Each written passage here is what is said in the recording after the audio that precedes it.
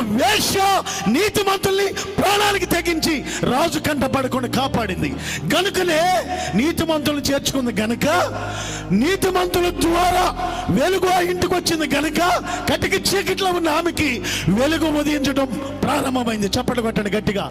దేవునికి స్తోత్రం. వెలివేయబడి తీసివేయబడి హేళనగా మాట్లాడుతున్న కుటుంబం అది.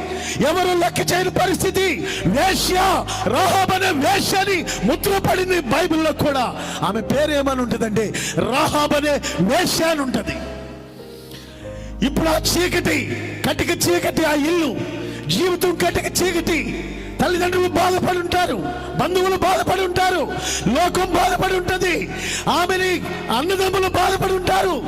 ఆమె పడుపు వృత్తి చేస్తుందని. అయితే హఠాత్తుగా చీకట్లో వెలుగు ప్రకాశిస్తుంది.